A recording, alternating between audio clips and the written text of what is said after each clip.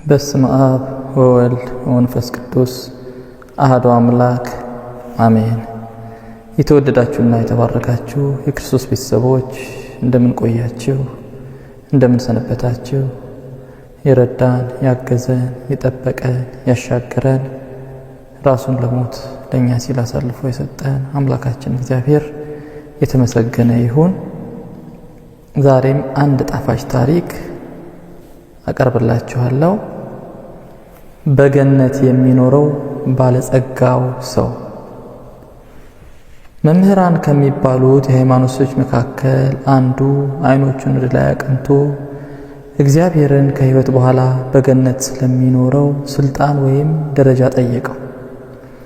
በሚያስደንቅ ሁኔታ ባለጸጋዎች ተብሎ ከሚታወቁት ሰዎች መካከል ከአንዱ ጋራ በገነት እንደሚኖር ያስታወቀውን ድምፅ አደመጠ። ከሕፃንነቱ ጊዜ አንስቶ ያለፈበት ረጅም የውጊያ መንገድ፣ ለመማርና ለማስተማር ያለው ፍላጎት፣ ለሕዝቡ ያለው ፍቅርና ጥበቃ እንዳለ ሆኖ አሁን ባለጸጋው ሰው ተቀማጥሎ ከኖረ በኋላ በገነት የሚያገኘውን ቦታ እርሱም እንደሚያገኘው የገለጸለትን ድምፅ መስማቱ እጅግ አስደነቀው። በመሆኑ መምህሩ ባለጸጋውን ሰው ፈልጎ ካገኘው በኋላ ስለ ጠባዩና ስለ ሕይወቱ ይጠይቀው ጀመር። ባለጸጋውም ሰው እንደ ሌሎች ባለጸጋ ወንድሞቹ የተለመደ የዕለት ተዕለት ኑሮውን እንደሚኖርና ነገረው። መምህሩም ስለ እርሱ ይበልጥ ለማወቅ በመፈለግ አጥብቆ ስለጠየቀው ከሚያገኘው ገንዘብ ጥቂቱን ለድሆች እንደሚመጸውት ገለጸለት። መምህሩ ምጽዋት በመመጽወት ብቻ ከእርሱ ጋር በገነት ተመሳሳይ ቦታ ሊያሰጠው እንደማይችል ካስረዳው በኋላ በፍቅር የሚፈጽማቸው ሌሎች ስራዎች ካሉት ይገልጽለት ዘንድ ይጠይቀዋል። በዚህ ጊዜ ባለጸጋው የሚከተለውን ታሪክ ይነግረዋል። በየጊዜው የተለያዩ ወርቆችንና ውድ ዕቃዎችን እያመጣ የሚሸጥለት አንድ የሚያውቀው የመርከብ ባለቤት ነበረው። በአንድ ወቅት ከዚህ የመርከብ ባለቤት ጋር እንደተገናኙ የሚሸጡ ውድ ዕቃዎች ማምጣት አለማምጣቱን ጠጋ ብሎ ይጠይቀዋል። ባለመርከቡም ምንም ውድ ዕቃ እንዳላመጣ፣ ነገር ግን በ10,000 የወርቅ ምንዛሪ ሊሸጣቸው ያመጣቸው 200 ባሪያዎች በመርከቡ ውስጥ እንዳሉ ይነግረዋል። በዚህ ጊዜ ባለጸጋው ሰው የገዛ ወገኖቹ ለሆኑት ለእነዚህ ባሪያዎች የሚከፍለው ወርቅ ከነርሱ ጋር ሲነጻጸር ውድ አለመሆኑን ይገነዘባል። ከዚያም ያለምንም ማመንታት ወርቁን ለመርከቡ ባለቤት በመክፈል ባሪያዎቹን ይወስዳል። በመቀጠልም የሚያስፈልጓቸውን ነገሮች ማለትም ምግብ፣ መጠጥ፣ ልብስና ቤት ያሟላላቸዋል። ለአንዳንዶች ልጆቻቸውን የሰርግ ዝግጅት ያዘጋጅላቸዋል። መላዋ ከተማ ታላቅ በዓል የሚከበርባት መስላ ታየች። ይህ ከሆነ በኋላ ባለጸጋው ሰው ነፃ ከወጡት ሰዎች መካከል አንዲት ቆንጆና ጨዋ ልጃገረድ ስለተመለከተ ይህችን ልጅ ወንድ ልጁ እንዲያገባት ፈለገ። ልጁም አባቱ ቆንጆ ልጃገረድ ስላጨለት በሐሳቡ ተስማሙ። ልጅቱም ተስማማች። የባለጸጋው ሰው ወንድ ልጅ ሚስት ሊያገባ ስለሆነ ታላቅ የሰርግ ድግስ ተደገሰ።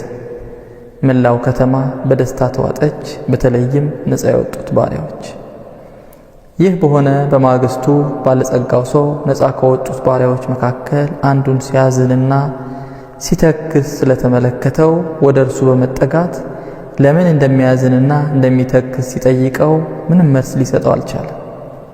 መጨረሻ ላይ ግን ነፃ የወጣው ባሪያ ወገኖቹ የሆኑት ወንድሞቹን ነፃ ስላወጣለትና የሚያስፈልጋቸውን መሰረታዊ ነገሮች ስላሟላላቸው ምስጋና ካቀረበለት በኋላ አንድ ቅር ያሰኘው ነገር እንዳለ፣ ይህም በእርሱ ወንድ ልጅና በቆንጆዋ ልጃገረድ መካከል የተፈጸመው ጋብቻ መሆኑን ይገልጽለታል።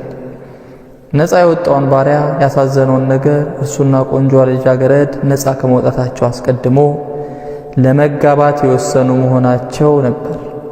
ባለጸጋው ሰው ጥቂት ዝም ብሎ ከቆየ በኋላ ታዲያ ይህ ልጄ ከማግባቱ በፊት ለምን አልነገርከኝም? በማለት ጠየቀው። ወጣቱም እርሶ ለእኔና ለሌሎች ባሪያዎች የዋሉልን የማይለካ ቸርነት እጅግ ከባድ ስለሆነና እኔም አይናፋር ሰው ስለሆንኩ ነው በማለት ይመልስለታል። ባለጸጋው ሰው ያጣኸውን ለማካካስ ያህል ምን እንዳደርግልህ ትወዳለህ ብሎ ጠይቋል። ወርቅም ሆነ ብር ልጃገረቱን ቆንጆ ሊተካለት አይችልም። ባለጸጋው ሰው ለሁለተኛ ጊዜ ዝም ብሎ ሲያንሰላስል ከቆየ በኋላ ወደ ልጁ በመሄድ የተፈጠረው ሁኔታ በግልጽ ያስረዳዋል። ልጁም በሌላ ሰው ሐዘን ውስጥ የራሱን ምቾት ማደላደል ስላልወደደ ልጃገረቱን እንደሚተዋት ለአባቱ ይፋ ያደርግለታል። የጋብቻው ስነ ስርዓትም እንዲሰረዝ ይደረጋል። ባለጸጋው ሰው ልጁና በእነርሱ ዙሪያ ያሉት ሰዎች በሙሉ በአንድ ወቅት ባሪያዎች የነበሩት አሁን ግን ነፃ ወጥተው ለመጋባት ለተጫጩት ሁለት ወጣቶች ደስታቸውን ይገልጹላቸዋል። መምህሩም ይህንን ታሪክ ልብ ብሎ ሲያዳምጥ ከቆየ በኋላ ባለጸጋውን ሰው እቅፍ አድርጎ ሳመው። በልቡ ስፋትና በፍቅሩ በእግዚአብሔር ፊት ይህን ታላቅ ስልጣን በገነት ውስጥ አግኝቷልና። ወስብሐት ለእግዚአብሔር። ምንጭ አቡነ ሺኖዳ